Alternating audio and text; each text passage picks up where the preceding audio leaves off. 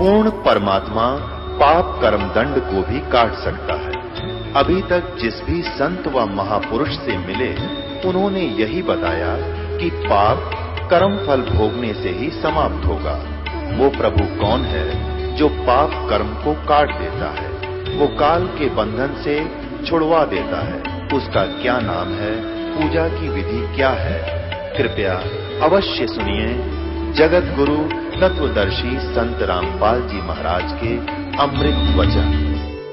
अपनात्माओं, ये अध्यात्म जगत जो है, इसके अंदर आध्यात्मिक ही सब क्रियाएं काम करती हैं। इनको अपने आप आभास हो जाता है कि जो ये सामने व्यक्ति आया है ये कितनी पावर युक्त है। उनके बस की बात नहीं हुई, अपने आप आसन उनका खिसकने लग जाता है, तो वो समझ जाते हैं कि ये कोई आम व्यक्ति नहीं। तो धर्मराज के दरबार में परमात्मा पहुंचे तो उसका आसन ऐसे ऐसे करने लगा। वो एकदम खड़ा हो गया और हाथ जोड़कर खड़ा हुआ।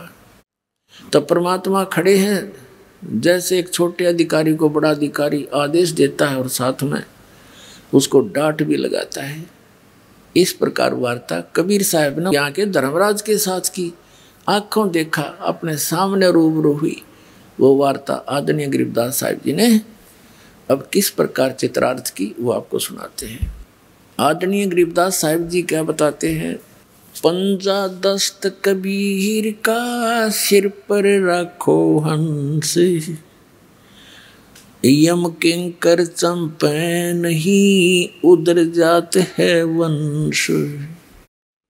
पंजा दस्त कबीर का और सिर पर रखो हंस। हे पुण्यात्माओं, अपने कबीर परमेश्वर का पंजा अपने सिर पर रखना और यम के दूत आपके निकट नहीं आवेंगे और तुम्हारा पूरा कुल का कुल पार हो जाएगा। पंजा दस्त कबीरे का सिर पर रखो हंसे, जम किंकर चंपे नहीं उधर जात है वंशे। दर्द बंद दरवेश हैं ये सतगुरु पुरुष कबीरे, नाम लिए बंद छूटे है ये टूटे जम जंजीरे। दर्द बंद दरवेश है, दरवेश माने संत, यानी जब वो परमात्मा संत रूप में आते हैं वो हमारे हमदर्द हैं, हमारे दुख में दुखी होते हैं, वो हमारी पीड़ाओं को समझते हैं। दर्द बंद दरवेश हैं सतगुरु पुरुष कबीरे, नाम लिए बंद छूटे हैं ये टूटे जम जंजीरे। सतगुरु पुरुष कबीर हैं ये तीन लोक तत्सारे, कोट 49 पृथ्वी ये 14 भवन आधारे। सतगुरु पुरुष कबीर हैं ये तीन लोक तत्सारे, 2-4 की क्या कहूँ ये तार हंस अपारे। सतगुरु पुरुष कबीर हैं चारों युग परवाने, झूठे गुरुआ मर गए वो हो गए भूत मसाने। झूठे गुरु के आश्रय कदे न उदर जीवे, साचा पुरुष कबीर है आद परम गुरु पीवे। सतगुरु पुरुष कबीर का विक्रम पंथ बैराट, शिव सन का दिक ध्यावे ही ये मुनिजन जो हैं बाटे। सतगुरु पुरुष कबीर की कोई ना चल है गैले, बिना पंथ पग धरत हैं गगन मंडल में सैल। लख लख योजन उड़त हैं ये सुर नर मुनिजन संत, ऊंचा धाम कबीर का कोई न पावे अंत। अब आदरणीय गरीबदास साहिब जी अपने परमेश्वर कबीर जी की आंखों देखी महिमा कैसे चित्रार्थ कर रहे हैं कि कबीर परमात्मा का पंजा सिर पर रखोगे यानी उसकी शरण में रहोगे तो तुम्हारे ऊपर यम के दूत कभी अटैक नहीं कर सकते और तुम्हारा कुल का कुल पार हो जाएगा, उद्धार हो जाएगा सबका। अपने आत्माओं, एक तो आप देखना हमारे इस कबीर परमात्मा के इस दास के माध्यम से जो शरण में आए परिवार है, उनके छोटे छोटे बच्चों से लेकर और बुढ़े तक की क्रिया देखना। छोटे छोटे बच्चे पूरा मंगलाचरण याद किए हुए हैं, परमात्मा की वाणी बोलते फिरते हैं। बूढ़े बूढ़े भी भगवान की महिमा का गुणगान करते हैं, फालतू बातें नहीं करते किसी से। तो अब उनके जो अब संतान होने लग रही है, हमारे जो 10-10, 15-15 वर्ष से उपदेशी है, अब उनके घर में जो हंस बेटा या बेटी जन्म ले रहे हैं, वो तो वो पुण्यात्मा रही हैं जो परमात्मा के सटोक में इस ब्रह्मांड में रखी हुई थी, और जिनको अब जन्म देना था इस समय। और वो इतने पुण्यकर्मी पुण्यात्मा, उनको गर्भ में भक्ति मिलने लग रही। माता के गर्भ से ये सत भक्ति सत ज्ञान वो लेकर के साथ उतरते नीचे आते। और एक अन्य संतों की इनका देखो आप, ये दूसरे राधा स्वामी धन धन सतगुरु, इनका कोई ज्ञान नहीं, इनके पास कोई ऐसी परमात्मा की मुखारबिंद से उतरित वाणी नहीं। वो शिवदयाल भूत बना बैठा बुक्की में बोल रहा है, इनका धन धन सतगुरु सच्चा सौदा और राधा स्वामी इन सब का मुखिया जो इनका प्रवर्तक है शिवदयाल जी, गलत साधना करके झूठा गुरु था वो। गरीबदास जी कहते हैं सतगुरु पुरुष कबीर हैं ये चारों युग प्रमाण, चारों युग प्रमाण है इनका। और ये झूठे गुरु मरगे हो गए भूत मसान, ये शमशान घाट पर भूत बने आने सारे। ये प्रमाण आपके सामने आपको सैकड़ों बार दिखाया है। शिवदयाल जी जो राधा स्वामी पंथ का प्रवर्तक है, जो भारतवर्ष में सबसे ज़्यादा संख्या को बर्बाद करके चला गया, वो खुद भूत बन के अपनी शिष्या बुक्की में बढ़ के वो कापीवर रोटी खावे, वो सतलोक के लक्षण है उसके गए हुए। तो कहने का भाव ये है, जब तक हम सतगुरु शरण में नहीं आते हमारी यह दुर्गति होती है। कबीर साहब कहते हैं सतयुग में सत सुकृत कै टेरा, त्रेता नाम मुनींद्र मेरा, द्वापर में करुणा में कहाया, कलयुग नाम कबीर धराया। चारों युग में संत पुकारे, कूक कहा हम हेल रे, हीरे माणिक मोती बरसे, ये जग चुगता ढेल रे।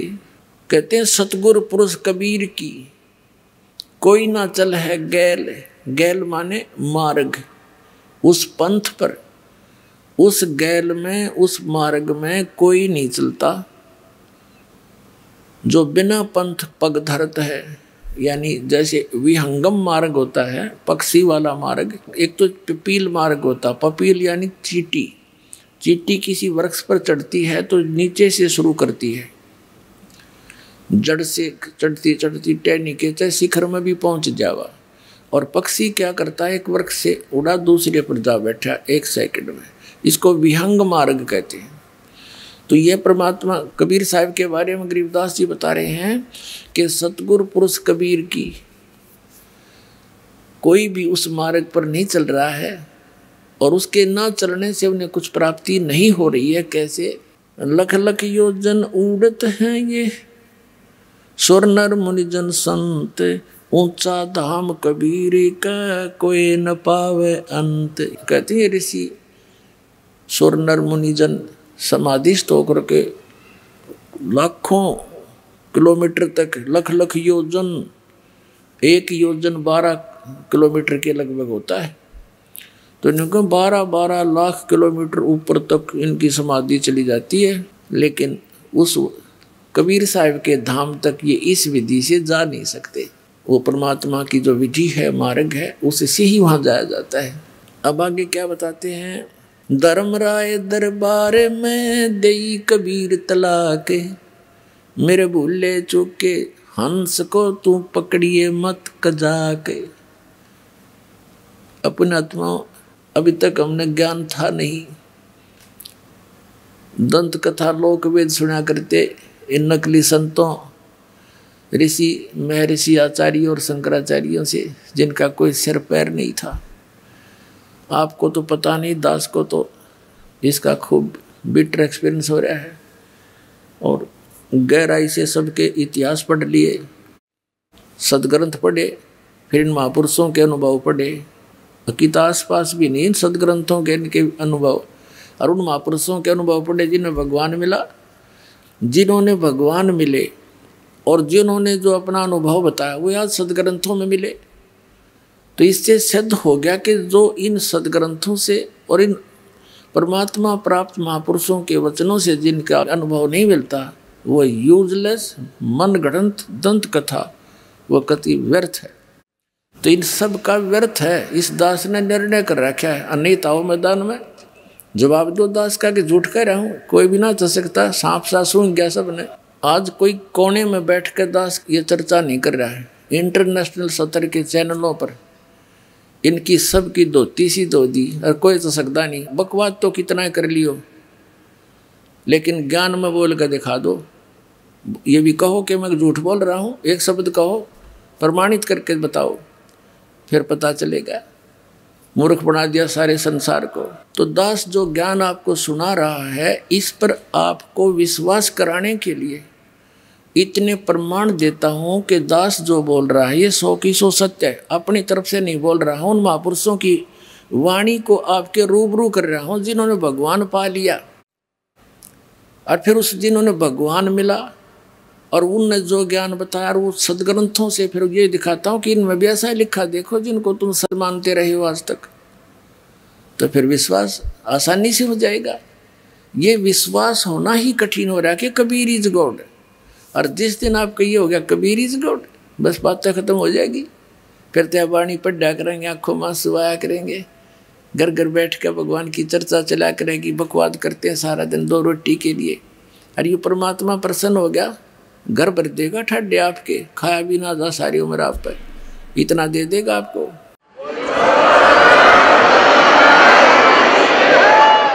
जिस माया के लिए सारा दिन कर्म बिगाड़े, हम धक्के खाते फिरे, 100 झूठ बोले और फिर भी पूरा ना पटता। तो ये परमात्मा सब कुछ कर सकता है। आपको कथा सुनाएंगे धीरे धीरे, क्योंकि इतना लंबा सिलेबस है इस परमात्मा का। 1 वर्ष में तो एक ही प्रमाण का नंबर आता है। धीरे धीरे सारे सुनाएंगे। CD ले जाया करो, पुस्तक छाप रखी, भक्तान इन पढ़ा करो। तो ये सारा कुछ मिला कर अपना कंप्लीट कोर्स करो। जैसे बच्चा 14-15 वर्ष पढ़ता है 2 रोटी के लिए, वो अभी मिले तो मिले, ना तो नो के नो। और इसने पढ़ के देखो, इसमें लगाओ थोड़ा समय। एक सम्मन नाम का मनियार था, गरीब सा, और उसका एक पुत्र था सेऊ, पत्नी थी नेकी। उनने ज्ञान सुना, परमात्मा पर विश्वास हुआ। इतने गरीब थे कि हैंड टू माउथ थे, और विश्वास भगवान पर जबरदस्त था। अब कथा सुनानी पड़ेगी इसलिए कि आपका दिल डटे कि ये वो परमात्मा है। लेकिन आपको देगा उस समय अपनी राहत, जब उसके प्राप्त करने योग्य आप हो जाओगे, तब पूरा आपके ठाठ कर देगा। अब थोड़ी कथा सुनाता हूँ, फिर ये बाद में परमात्मा की वाणी सुनाऊंगा। प्रसंग थोड़ा सा बीच में आ गया कि ये भगवान आपको विश्वास रखना। जैसे परमात्मा कहते हैं, राज्य रमता राम की रजा धरे दो शीस, दास गरीब दरस परस्तिस बैठे जगदीश। आपने परमात्मा की शरण मिली है, आप उसकी रजा में राजी रहना। जैसे भी वो रखे ऐसे ही रहना। कुछ दिन विश्वास करके चलना इस दाता पर, और फिर देखना।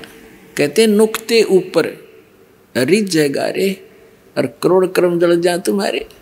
नुक्ते ऊपर रिझ जाएगा। इससे पहले थोड़ी सी कथा और सुनाता हूँ। एक हमारा भक्त है, वो ट्रांसपोर्ट का काम करता है। उसके पिताजी ने दीक्षा ली, रिटायर्ड थे वो मिलिट्री से, बड़े सच्चे आत्मा के आदमी थे। इस दास की सन 1996 में नाम लिया और बड़ी दृढ़ता से लगे। पहले वो दूसरे और पंथों से नाम कहीं से नहीं ले रखा था। जैसे हमारे इस क्षेत्र में, विशेषकर रोहतक जिले में, महर्षि दानंद की ज़्यादा छाप थी, उससे भी प्रभावित थे, पर इस ज्ञान से वो काफ़ी एकदम बदल गए। फिर उन्होंने अपने बच्चों से, उसका लड़का जो पूना रहता था, उससे कहा बेटा मैं नाम ले लिया, तुम भी ले लो। वो मानना नहीं। अब पिताजी तो बहका लिया है, इसके पास थोड़ी बहुत या पैसे दिखे हैं, कोई लुटेरा इन लूट लेगा। बच्चा उसकी मानना, निर्बाप बच्चे की कुकरमाना आँखें देख रहा, सारी बात सुन रहा। कहने का भाव ये है कि वो बच्चे नहीं माने। कुदरती उसने 2 पाठ रखवा रखे थे अपने दोनों पोतों के उपलक्ष्य में। उसकी उस दौरान मृत्यु होगी, क्षणों मृत्यु होगी। तो मृत्यु के समय उनके संकल्प किए हुए पाठों को कराना मजबूरी बन गई बच्चों की। तो उस समय उसने वो ज्ञान सुनना पड़ गया, मजबूरी होगी उसकी। अब कहते हैं सोचल सिद्धर मैं करूं अपने धन के काज। तो उस लड़के ने परमात्मा का ज्ञान सुना। पहले तो बिल्कुल विपरीत विचार रखता था, तुरंत बदल गया, पूरे परिवार को दीक्षा दिलवा दी। उसके पास 1-2 गाड़ी थी उस टाइम। दीक्षा लेकर वो चला गया। सीडी हमारी कैसेट बना रखी थी पहले हमने, ये वो ले गया सॉरी। उसने सारा कुछ सुना, बहुत अच्छी तरह दृढ़ता से उसको समझ में आ गया, सारा ज्ञान कंप्लीट दृढ़ हो गया। उस दौरान क्या हुआ कि उनकी एक गाड़ी एक्सीडेंट हो गई और उसका गलती से किसी कारण से वो इंश्योरेंस 1 ही दिन आगा पीछा हो गया था। तो वो उस टाइम इस शहर की कीमत थी 80-90 हज़ार रुपये की हानि उसको होगी। उसकी माँ को उसने संदेशा दिया कैसे ऐसी होगी। उसकी माँ कहने लगी भाई यूँ नाम छोड़ दो, देख नाम लिया तेरा बाबू मर गया, और तो हमने नाम लिया तेरी गाड़ी 80 हज़ार का नुकसान हो गया। लेकिन वो लड़का समझ गया था कसूती तरह। तो अपनी माँ को तो जैसे तैसे उन्हें संतुष्ट किया।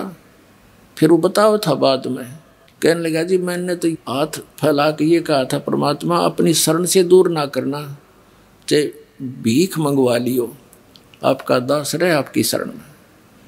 नो कहता जी मैं तो उस दिन के बाद और आज तक उस परमात्मा ने ऐसी रजा बख्श रखी उस बच्चे पे, सैकड़ों की संख्या में तो गाड़ी दे दी, और उसका दान धर्म की पूरी नीत आज तक ज्यों की त्यों है।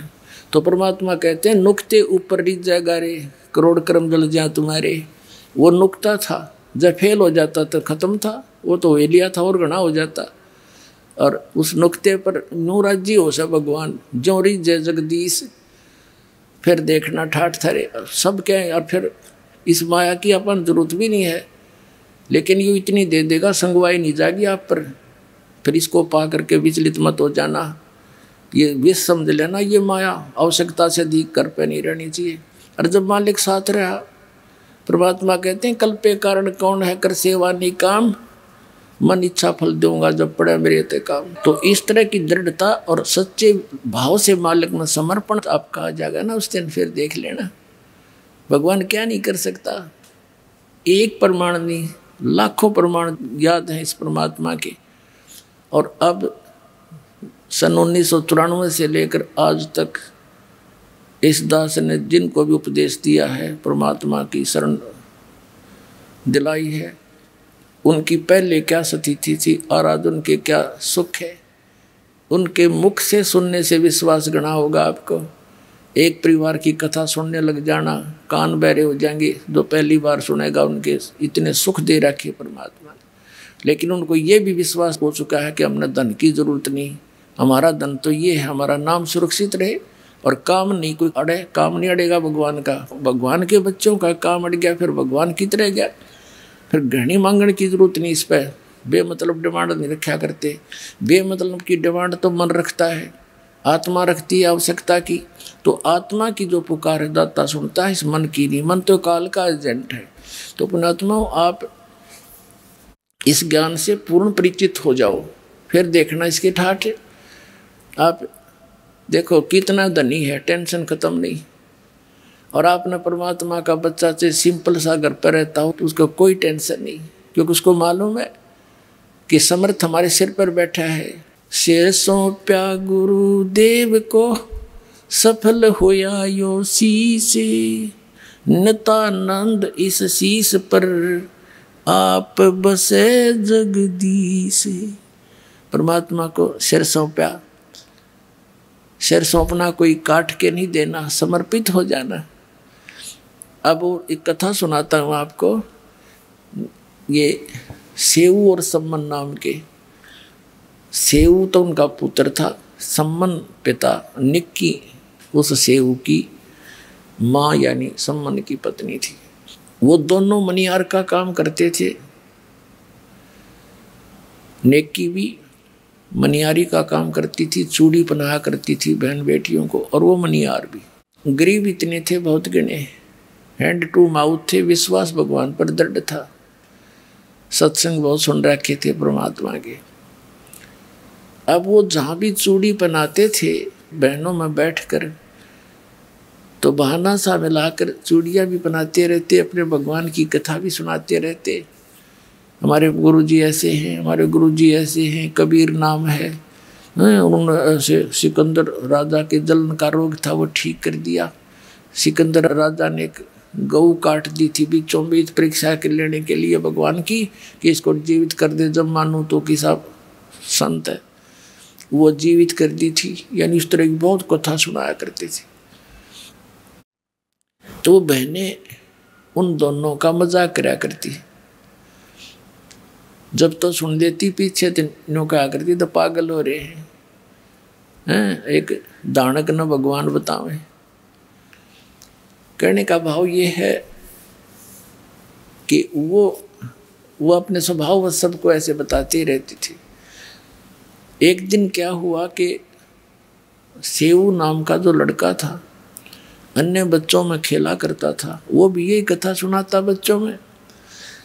तो वो बच्चे कहा करते थे कि आप बताते हो आपके गुरुजी सिकंदर लोधी के वहाँ गए, घर पर गए, वीर सिंह बघेला काशी के नरेश के घर पर गए, उन नाम ले रखा था, और भी आप ऐसे दामोदर सेठ के घर पर गए, तुम्हारे घर पर क्यों ना आते? तुम्हारे गुरुजी तो स्वार्थी हैं, वो तो पैसे वाले और राजाओं के पास जाते, तुम्हारे घर पर आए कभी? वो कहने लगा बच्चा था सेव, ना भी हमारे घर पर तो गुरुजी नहीं आए कभी। फिर वो तो भाई पैसे वालों के जाते हैं, ये तो पैसे के पुजारी होते ये गुरु।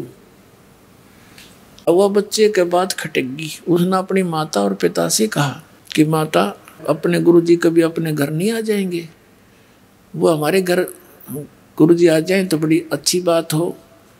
तो नेकी और संबंध दोनों कहने लगे बेटा उनके तो लाखों सेवक हैं, और किस किस के घर में जाओगे, वो तो दूर थोड़े ही हैं, परमात्मा तो बेटा हमेशा साथ रहते हैं। सेऊ आंखों मासूम भर के कहता माता जी बच्चे ऐसे ऐसे कह रहे थे, और एक बार गुरुजी आ जाना तो मैं उनको कहने जोगा हो जाऊं। अब देख आगे ना मेरे गुरुजी स्वार्थी नहीं है, मैं कहता हूं उनको पर वो नहीं मानते। ऐसे उनकी चर्चा हो ही रही थी, और नेकी और संबंध को समझा रहे थे बेटा हमारे साथ ही रहते हैं, वो दूर थोड़े ही है, अब किस किस के घर जाएंगे गुरुजी से ऐसे ऐसे। और उधर से ये एक कमाल नाम का लड़का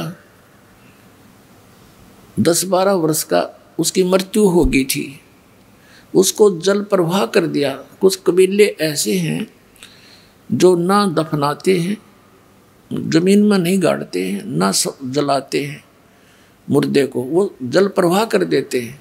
4 प्रकार से दाग दिए जाते हैं इस बॉडी को, शरीर को। एक तो जमीन में दबा देते हैं, दूसरा सभा कर देते हैं, जला देते हैं, और तीसरा एक बड़ा सा मचान बनाकर ऊंचा सा पिलर उसके ऊपर डाल देते हैं, उसको पक्षियां खा जाते हैं, या जंगल में डाल देते हैं कहीं सुरक्षित स्थान। और चौथे प्रकार का जल प्रवाह कर देते हैं। कुछ ऐसे कबीले हैं तो उन्होंने उसको जल प्रवाह कर दिया मुर्दे को। और एक शेख तकी नाम का मुसलमान पीर था, सिकंदर लोधी, दिल्ली के बादशाह का। कबीर परमात्मा जी ने सिकंदर लोधी के जलन का रोग था, जिसने सब जगह इलाज करा लिया था, और सब ने ये कह दिया था कि ये आपके प्रारब्ध का कर्म है, आपको भोगना ही पड़ेगा, कोई इसका विकल्प नहीं। वो कबीर परमात्मा के आशीर्वाद मात्र से ठीक हो गया था सिकंदर लोधी। तो उस कारण से सिकंदर लोधी की आस्था कबीर परमेश्वर में घड़ी हो गई थी। और वो धार्मिक गुरु ईर्षा करने लग गया कबीर साहब से कि इसने तेरा स्थान ले लिया। वजीर 2 और 2 फकीर ये कभी आपस में मेल से नहीं रह सकते। तो उन दोनों के शेख तकी को एक आग सी लगी रहती थी, ईर्षा की अग्नि में वो जलता रहता था, किस प्रकार इस कबीर को नीचा दिखाऊं। और सिकंदर लोधी राजा तो इसको भगवान मान बैठे। तो शेख तकी ने कहा कि सिकंदर लोधी राजा, आपने एक हिंदू काफिर को गुरु बना दिया है और मैं सब मुसलमानों को बताऊंगा कि राजा काफिर हो गया है और उसको गुरु धारण कर लिया है, हिंदू क्रियाएं करने लग गया है। अब सिकंदर लोदी दिल्ली के बादशाह को पता था कि इसकी बात को पूरा मुसलमान भारत का मानता है, क्योंकि वो पूरे मुसलमान धर्म का हेड था, मुखिया था। उसने जनता होगी कि वो तो बात बिगाड़ेगा, जनता को विरोध कर देगा और तेरा राज्य जाएगा। चिंतित हो गया। कबीर साहब को पता चला, कारण बताया गया। तब कबीर साहब ने कहा, पूछ ले ये कैसे प्रसन्न होगा तेरा पीर। तब सिकंदर लोदी ने पूछा, पीर जी आप क्या चाहते हो? कि आप इसको भगवान मानते हो, कबीर को अल्लाह मानते हो? हमारे हजरत मोहम्मद जी ने एक गाय को जीवित कर दिया था, मेरे सामने कोई ये मुर्दा जीवित कर दे, मैं मान लूँगा ये अल्लाह की जात है। तो कबीर साहब ने कहा ठीक है भाई, कोई मुर्दा ले शेख तकी ला, करता हूँ कोशिश, जो हो गया था। अब शेख तकी कहने लगा मैं कहाँ से लाऊं, कभी टाइम आएगा जब देखूंगा तुझे। इतने में वो टेंशन, वो तो उसको बनी हुई थी सिकंदर लोदी के। परमात्मा टेंशन नहीं देख सकता अपने बच्चे की। दरिया के किनारे खड़ी ये बातें हो रही थी। दरिया के अंदर वो बहता हुआ मुर्दा 12 साल के बालक का आ रहा था। सभी ने देखा कि वो मुर्दा आ गया, मुर्दा आ गया। कबीर साहब ने शेख तकी, कबीर साहब सब जो अंगरक्षक थे राजा के, उनके साथ वहाँ गए हुए थे, वो सभी खड़े हो गए आगे भाग कर। तब कबीर साहब ने कहा, शेख तकी पहले तू कोशिश कर ले, कदे बाद में नंबर बनावक मैं भी कर दूँ। तो सभी ने कहा ठीक है पीर जी आप भी ट्राई करो। शेख तकी करेगा, फूफा वो आगे चलागा, मुर्दा काफ़ी दूर। तब शेख तकी कहने लगा, ये तो अपनी इज्जत बचाना चाहता था, मुझे लगा दिया इस पे। ये चाहता था कि ये निकल जाए, तेरे सिर से बला टल जाएगी। मुर्दे कभी जीवित होते, वो तो कभी कयामत के समय होगा। अब कबीर साहब ने कहा ठीक है, थक लिया तू। तब परमेश्वर ने जैसे मुर्दा यूं बह कर जा रहा था, ऐसे हाथ किया वापस, जैसे इंजन वाली नौका चलती है, दरिया के विपरीत दिशा में भी चल पड़ती है, ऐसे मुर्दा वापस आ गया ऐसे, और वहाँ खड़ा हो गया। नीचे से लहरें जा रही हैं दरिया की, और वो बच्चा ऐसे है। तो परमात्मा ने कहा कि हे आत्मा, कबीर हुक्म से जहाँ भी तू चली गई है वापस आके इस शरीर में प्रवेश कर। इतना ही कहा था परमात्मा ने। लड़का ऐसे ऐसे कंपने लगा, एकदम खड़ा होकर बाहर आया, दंडवत प्रणाम किया। बोलो सतगुरुदेव।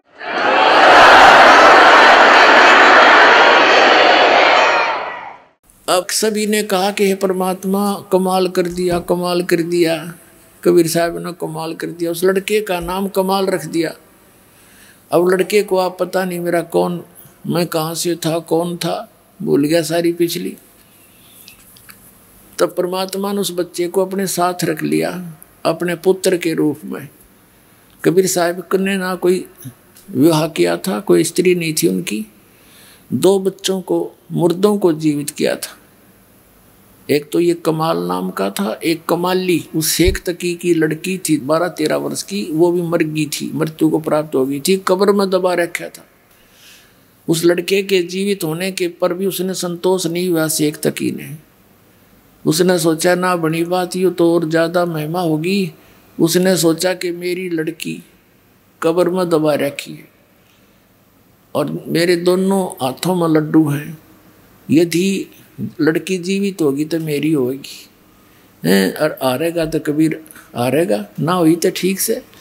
तो उसने सारे मुसलमान धर्म को प्रेरित किया, अपने आसपास के जितने उसके दिल्ली के मुसलमान थे, कि भाई राजा तो काफिर हो गया, ये हर वो हर शॉट बट मारी, अब क्या करें शेख तकी, पीर जी आप बताओ जो आदेश दो कि हम आपके साथ हैं।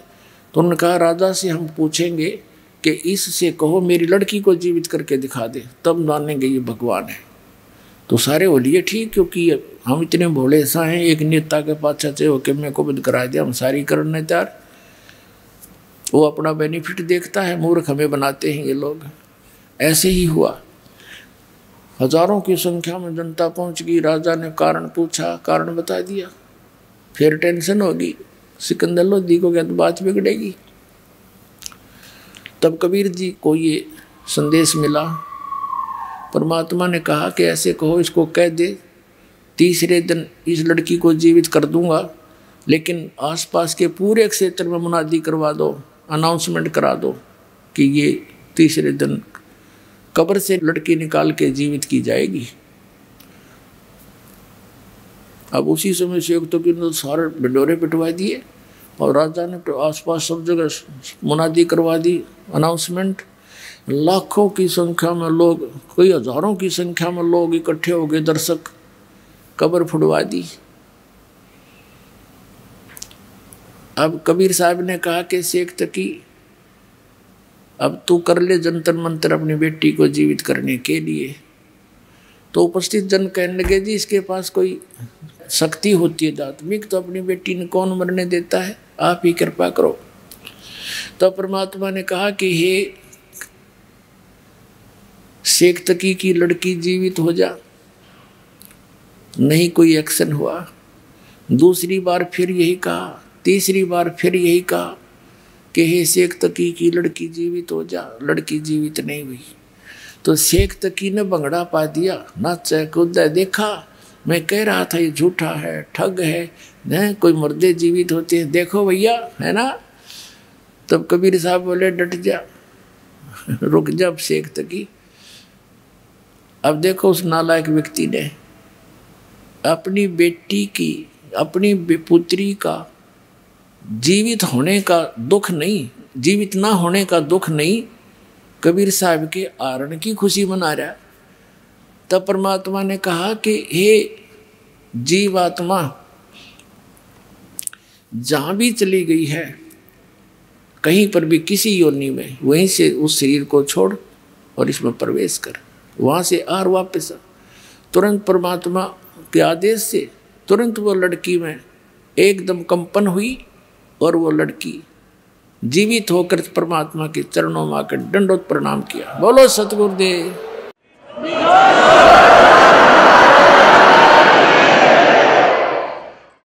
अब सब ने कहा कि हे भगवान, कमाल कर दिया, कमाल कर दिया। लड़की का नाम कमाली रख दिया।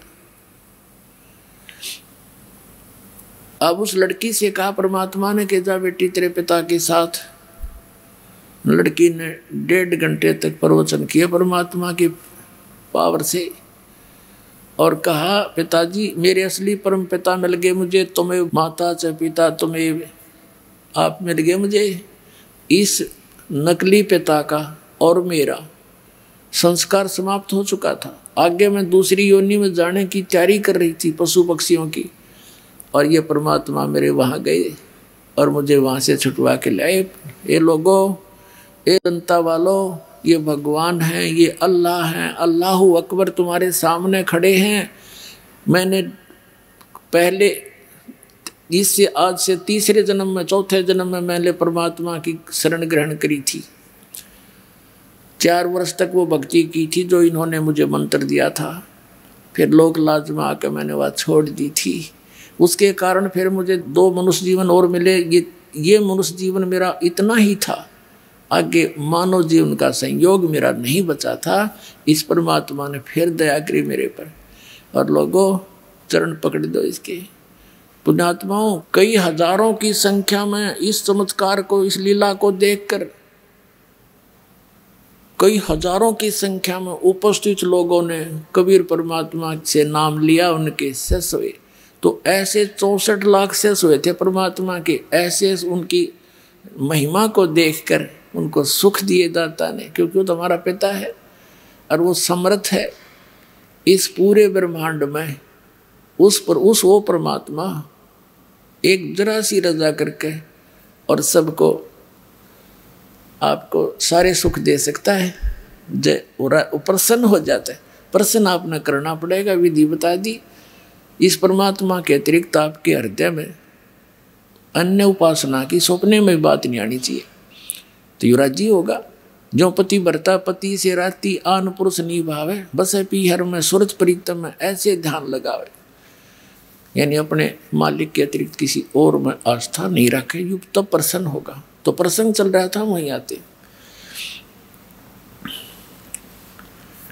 अब वो लड़का कमाल परमात्मा के साथ रहा पुत्र रूप में। हम इसे नीच हैं। ये लड़का दरिया से बहता हुआ आया था, तब जीवित किया था कबीर भगवान ने। ये चित्र पहले दिखा नहीं पाए थे। हम इतने नालायक हो गए, हम भगवान को भी धोखा देते हैं। ये कमाल नाम का जो लड़का था, परमात्मा ने जीवित किया था, अपने बच्चे की तरह रखा। इसको वो अमृत ज्ञान दिया, भक्ति दी, इसका पालन पोषण किया। जब ये जवान हो गया 20-22 वर्ष का, तो फिर ये तो परमात्मा से डेली कथा सुना करता था। आम आदमी ने याद हो जाती है, तो उसको भी याद होगी। हम इसे भोले भाले हैं, यही हम मार खाते आए हैं। कहते हैं गुरु को तजय बजय जो आना, तापसुआ को फोकट ज्ञाना। अब क्या था, परमात्मा के सुने ज्ञान को, उन्हीं कथाओं को आप सुनाने लग गया। जवान वैसे था, अच्छी सुरीली आवाज़ थी, तो बहुत सी जो संगत थी वह परमात्मा को थोड़ा और कमाल को ज़्यादा चाहने लगी। परमात्मा तक ये बातें आई।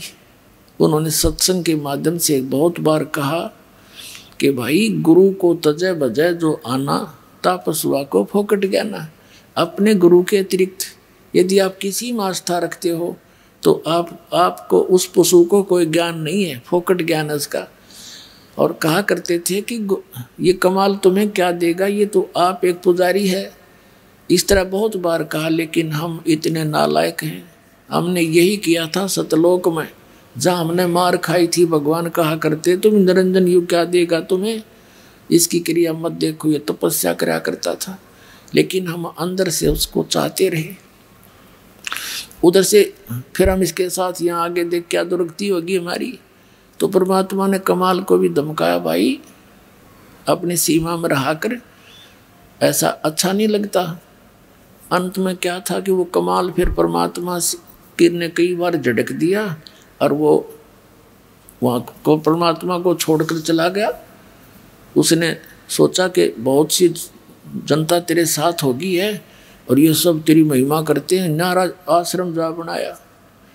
और बहुत सी संगत ये मूर्ख उसके साथ, उसके मीठी मीठी बातें माँ के उसके साथ हो गई। अब बताओ वो एक नकली व्यक्ति क्या देगा उनको, भगवान छोड़कर उनके साथ लग लिए। ये लंबी अलग कहानी है, फिर बताऊंगा। तो वो कमाल नाम का पुत्र परमात्मा के साथ रहता था। उसको अभिमान हो गया था कि मैं जो गुरुजी की सेवा करता हूँ और कोई नहीं कर सकता। अब पुण्यात्मा मालिक को पता था, अंतर्यामी थे वो, तो कई बार इस तरह की बातें कमाल जी ने कर दी थी। भगवान ने कहा था कि अच्छा बेटा, परमात्मा कहा करते बेटा तेने सेवक तो देखे नहीं है मेरे।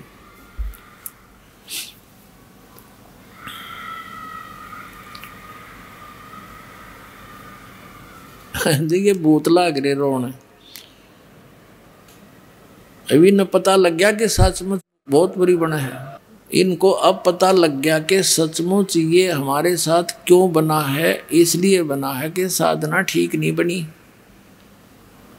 अब पुण्यात्मा जो हमारे दादे परदादे मर गए, मृत्यु को प्राप्त हुए, वो कौन थे? इंसान न थे वह। और वो अब प्रेत बनकर भी वो सूक्ष्म शरीर में भटकते रहते, यहीं पर रहते आसपास ही। वो आपको नहीं देख सकते। तो उनके विचार, उनके अंदर स्मरण शक्ति आज तक जो की त्यों है। वो सब विचार करते हैं। पहले उस गलत ज्ञान को सुनकर उसी में आसक्त थे। अब इस ज्ञान को सुनकर अब वो भी समझने लग गए इनके भूत प्रेत भी सचमुच या तो बात न्यू बिगड़ी हमारी। एक भक्त कह रहा था जी, एक लड़के में एक भूत उनके पितर आता था, पितर के हो, और वो कहने लगा तुम जा करके कर वहाँ उसमें चले जाओ बरवाला के अंदर और वहाँ नाम लो, ना थारी सारे की दुर्गति होगी। ये भूत भी समझने लगे, अब तुम क्यों पीछे रहते हो, आप भी लगो इस लाइन पर। अब जो प्रसंग चल रहा है, परमात्मा ने उस कमाल की फड़क निकालनी थी। जो मैंने आपको बताया कि वो छोड़कर चला गया, वो तो बहुत बाद की बातें हैं। पहले वो साथ रहता था और उसको इससे बात का भ्रम हो गया कि मैं सेवा कर रहा हूँ, भगवान की सेवा यू जीव कर सकता है जो सबका पालक, वो तो समर्थ है। सेवा दे रखी थी, कर्म बिगाड़ने नहीं चाहिए, बनाने चाहिए थे। उसको ये भ्रम हो गया था कि मेरे जैसा सेवक नहीं हो सकता कोई। जैसे अर्जुन को भ्रम हुआ था कि मेरे जैसा भक्त सेवक श्री कृष्ण जी आपका नहीं होगा कोई। उसकी फड़क निकालने के लिए कहाँ गए थे? मोरध्वज के घर पे। राजा मोरध्वज अपने पुत्र ताम्रध्वज को राज तिलक देने की खुशी में एक अनुष्ठान कर रहा था, तो वहाँ चले गए थे। तो उन्होंने वहाँ उनसे कंडीशन रखी थी कि मेरा शेर मनुष्य का मांस खाएगा। वह कथा आपने सुन रखी है। तो उसने फिर माता मोरध्वज ने और उसकी पत्नी ने अपने पुत्र ताम्रध्वज को आरे से चीर दिया था और 2 फाड़ कर दिए। वो भगवान श्री कृष्ण ने फिर जीवित कर दिया। अर्जुन की फड़क काटी थी कि भाई तूने क्या था मेरे जैसा सेवक को, ना सेवक तो तूने देखे नहीं। अब देखो पुण्यात्माओं, इसी लीला को गाते गाते सुनते सुनते हम बहरे हो गए कि इस कारण से हमने उनको श्री कृष्ण को भगवान मान लिया। और वही श्री कृष्ण जी अपने भांजे अभिमन्यु को जीवित नहीं कर सका, जो महाभारत के युद्ध में मारा गया था। सुभद्रा के पुत्र थे अभिमन्यु, अर्जुन के पुत्र। पांडवों का कुल नाश हुआ था, सारा कुल पांडव रोए थे, सुभद्रा रोए थी और कृष्ण रोए बैठ के अपनी बहन के दुख में। श्री कृष्ण जीवित नहीं कर सका। तब धर्मदास ने पूछा था भगवान कबीर जी से, परमेश्वर जी से, कि ये क्या कारण था, फिर आप इस समाधान बताओ। परमात्मा ने कहा कि मोरध्वज के पुत्र ताम्रध्वज की आयु शेष थी, उसको मार के जीवित कर देना ये कोई बड़ी बात नहीं है। तो आम संत कर देता है, ऐसी बात है, जादूगर कर देता है। लेकिन अभिमन्यु की श्वास शेष नहीं थे, आयु शेष नहीं थी, इसलिए वो फेल हो गए। और परमात्मा कबीर जी ने उन दोनों बच्चों की आयु शेष नहीं थी, वो दोनों की बढ़ा दी। तो समर्थ कौन? समर्थ का शरणाग हो रंग होरी हो, और कदे ना हो अकाज राम रंग होरी हो। तो इस तुलनात्मक तरीके से ही हम अपने भगवान की समर्थता से परिचित होंगे। ये अमर कथा जो दास सुना रहा है, ये छुपा दी गई थी, इसको ऊपर नहीं आने दिया था। नकली आचार्य और शंकराचार्य और मंडलेश्वर ब्राह्मण गुरुओं ने ये इन कृष्ण और राम की महिमा सुना सुना कर बहरे कर दिया। जरो अमर हैं, सर्वेश्वर हैं, महेश्वर हैं। ये खुद कहते हैं हमारा नाशवान, हम नाशवान हैं, जन्म मृत्यु होती है। और इनकी कितनी दुर्गति देखो, अब कहाँ कहाँ कैसे अंत हुआ इनका। तो ज्ञान बिना हम इनको यानी 10 के रुपए के नोट को 1000 का मान रहे थे, ये समझ कर चलो। अब क्या हुआ, वो कमाल की फड़क निकालने के लिए परमात्मा ने कहा भी मैं भ्रमण के लिए जा रहा हूँ, सब भक्तों के घर पे देख के आते हैं किसकी आस्था कितनी है, कोई चलेगा मेरे साथ। एक शेख फरीद जो परमात्मा के शिष्य होकर उनके साथ रहा करते थे, पहले वो एक वाजिद हाँ शेख फरीद भी और कमाल दोनों कहने लगे जी हम चलेंगे। अच्छा भाई चलो। अब उधर से वो वार्ता चल रही थी, शिव प्रार्थना कर रहा था बार बार, हे भगवान एक बार दर्शन दे दे गुरुजी, तो मैं मेरी खुशी का ठिकाना नहीं रहे और सब बच्चों को बता दूंगा। हमारे घर पर देख लो गुरुजी आए थे, तुम झूठ बोलते थे, वो सवार थी। इतने कह ही रहे थे और बच्चा आंखों में आंसू भरकर ऐसे बोल रहा था। तभी से बाहर खड़े होकर के परमात्मा ने आवाज लगाई कि भाई कोई है घर पे। अब झोपड़ी थी एक तो जैसे लंबे लंबे घेर वैसे घेर लिया करते स्थान, चारों तरफ बाड़ लगा रखी थी। एक मेन गेट सा बना कर लकड़ी का, वहीं एक झोंपड़ी डाल रखी थी और एक रहने का पीछे झोंपड़ी डाल रखी थी। बीच में 50-100 फुट का अंतर था। वो पीछे बैठे बातें कर रहे थे। आगे बैठने के लिए अलग से अतिथि के लिए बना रखी थी वह झोंपड़ी, वहाँ मेन गेट था उनका।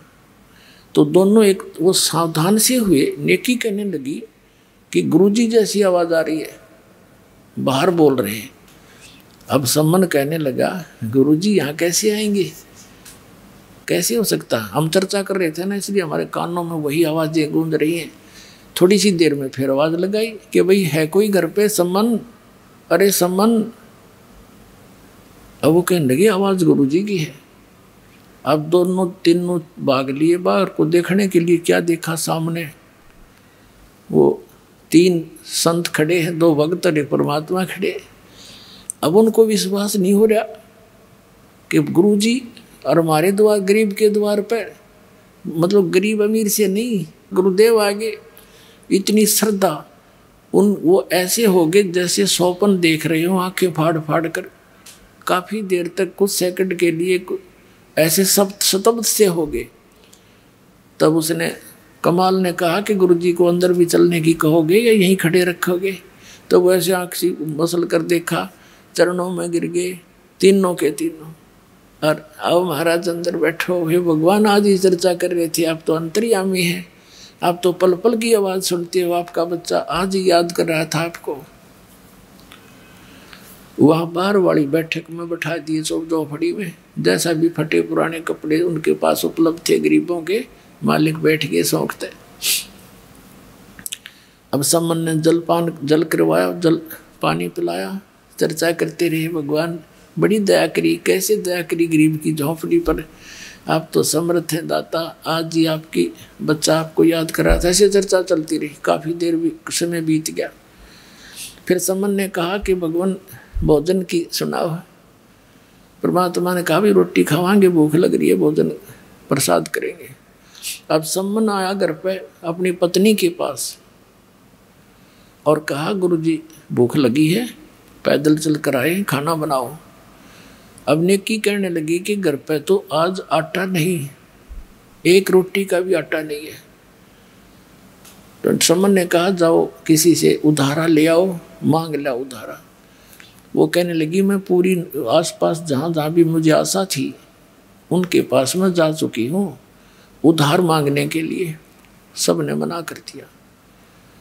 तो सम्मन कहने लगा कि ला तेरी ये चूंदड़ी जो ओढ़ रखी थी, चीर, ये तेरा कपड़ा, इसके गिरवे रखा हूँगा, मैं ले आता हूँ कहीं से।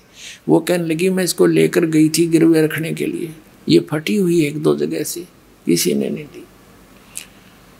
अब सम्मन बैठ गया कलेजा पकड़ के, कि भगवान आज क्या बनी। प्रथम बार परमात्मा आए और आज ये भूखे जाओगे। हे भगवान इस पापी को ऐसे दारिद्र में जन्म दिया, मैं अपने भगवान को भोजन नहीं करा सकता। न रो बुरी तरह। नेकी ने कहा कि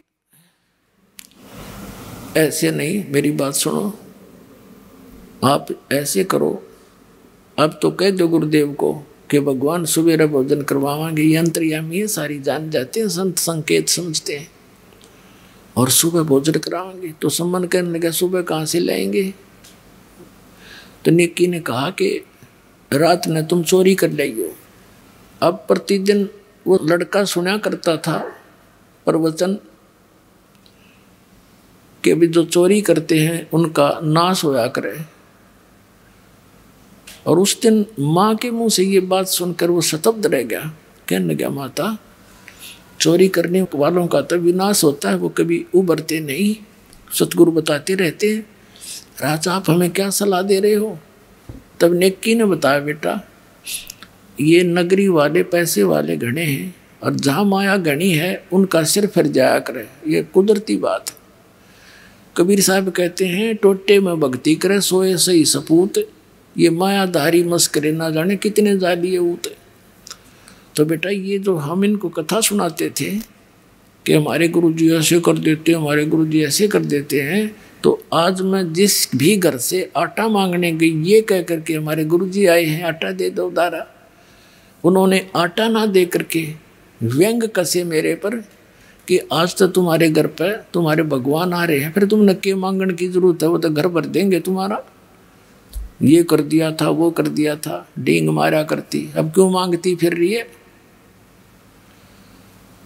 और बेटा हमने इस नगरी का अन्न खाया है, मांग कर अपनी मजदूरी करके समझ ले बेटा। और ये बालक हैं आग में हाथ देने जा रहे हैं। फिर एक कथा सुनाई कि एक नगरी में ऐसे पैसे वाले लोग घने हो गए, जहाँ माया घनी है पुण्यात्माओं, भगवान से कोसों दूर कर देती है। या ये सबसे बड़ा विष है, और जिसको हम डेली खा रहे हैं और चोरी कर कर खा रहे हैं। कहीं देख लो किसी एक क्षेत्र में आज कोई पीछे नहीं है। तो ये विष इसलिए खा रहे हैं, हमने इसका पता कोई नहीं, यो हमें मार डालेगा। अब इस ज्ञान से पता चलेगा कि इसकी तो आवश्यकता नहीं बकवादों की। भक्ति के लिए तो सबसे बड़ा दुश्मन है, और आपको भगवान देगा जो आवश्यकता होगी, समर्थ आपके साथ है, वो देगा जो आपके विष का काम ना करेगी। तो उसने कहा उस नगरी के लोग इतने पैसे के कारण इतना अभिमान था उनमें, साधु संतों का आदर सत्कार भी त्याग दिया था। एक सिद्ध पुरुष था, उसके साथ एक 15-16 वर्ष का उसका कोई शिष्य था। उस नगर के बाहर जंगल में आके वो रुक के लड़के को कहा बेटा जा भिक्षा मांग ले। अब वो भिक्षा मांगने गया तो उस नगरी में जिसके पास भी जावे सभी सेठ लोग थे। वो मजाक करते हैं कि तुम मस्टंडे हमारे यहाँ पल्लेदारी कर ले, मांगते फिरते हो, करके नहीं खाया जाता। किसी ने कुछ नहीं दिया, लड़का वापस आ गया और सारी कथा गुरुदेव को बता दी। अब गुरुदेव ने कहा बेटा कल फिर जा तू एक बार। वो अगले दिन फिर गया, सब ने वही जवाब दिया। लेकिन वो वापस आ रहा था, तब एक कुम्हारी ने देखा, कुम्हारी थी गरीब सी कुम्हार, उसका पति मर चुका था, 3-4 बच्चे थे उसके लड़के। उसका भारवाही मकान था, गांव से काफ़ी दूर, थोड़े से फैसले में होता था। तो उसने देखा कि बालक काल भी भूखा गया। उसको पता था कि ये लोग कुछ नहीं देंगे इनको, शायद ये किसी का आदर करना नहीं जानते, इनका सिर घूम रहा है। उसने एक माँ की दृष्टिकोण से देखा कि मेरा बालक होता और 2 दिन भूखा सोता, कैसे जीवन व्यतीत करता। तो उसने कहा महाराज आप कल भी आए थे, खाली गए, आज भी खाली जा रहे हो। कहा माई खाली जा रहा हूँ। उसने कहा कि मैं कुम्हारी हूँ और ये कुछ आटा ले जा, रोटी बना रखी थी उसने, आटा को तो आटा दूँ, रोटी को तो रोटी दूँ, और ये ले जाओ और आपके गुरुजी को बता दियो कि कुम्हारी के घर से प्राप्त है। क्योंकि कई ऐसे संत होते थे जो छोटी जाति वालों का नहीं खाते थे, तो कहीं मेरे को और बद्दुआ ना दे दे, बेटा बता देना महाराज। रखा अच्छा माई, वो ले गया भोजन, अपने गुरुजी से बता दिया। गुरुजी यू नगर तो कति निकम्मे आदमियों का बराबर है, और जानबूझकर बकवास कर रहे हैं कि तुम मांगते फिरते हो, करके क्यों नहीं खाते, कुछ ये कर लो। ऐसे ऐसे एक माई ने आटा दिया, ये भोजन दिया है, और उसने ऐसे ऐसे बताया है।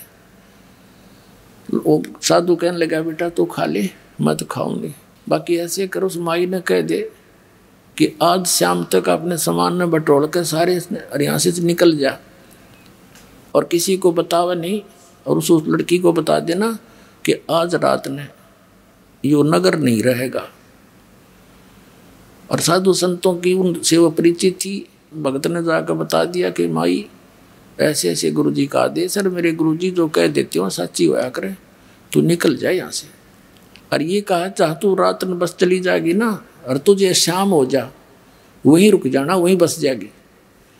तो वहाँ से वो चल पड़ी, अपने गधे पर सारा सामान लाद कर चली गई। 8-10 किलोमीटर जाकर रात होगी, वहीं रुकेगी। उधर से रात्रि में ऐसा भूकंप का व्यवस्था हुई, पूरा नगर नाश हो गया, कोई नहीं बचा उसमें एक जीव भी, सारा मर गया।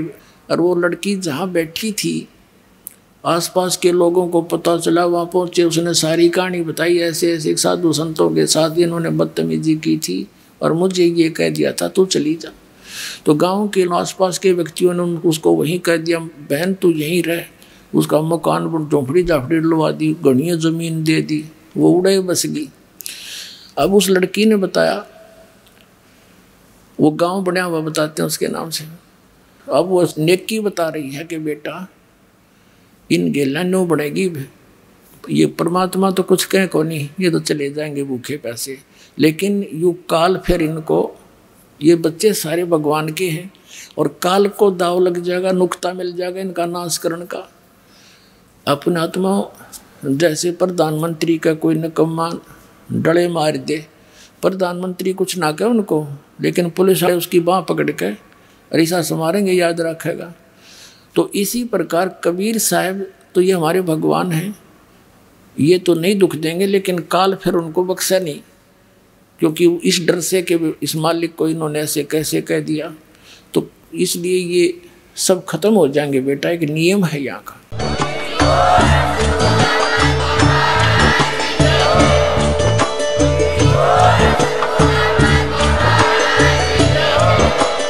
आप सुन रहे थे जगत गुरु तत्वदर्शी संत रामपाल जी महाराज जी के मंगल प्रवचन। अधिक जानकारी के लिए विजिट कीजिए हमारी वेबसाइट www.jagatgururampalji.org। संत रामपाल जी महाराज जी के शुभ आशीर्वाद से पूरे विश्व भर में 500 से भी ज्यादा नाम दीक्षा केंद्र हैं, जिन पर संत रामपाल जी महाराज जी द्वारा ऑनलाइन निशुल्क नाम दीक्षा दी जा रही है। अपने नजदीकी नाम दीक्षा केंद्र का पता करने के लिए संपर्क करें 8222880541।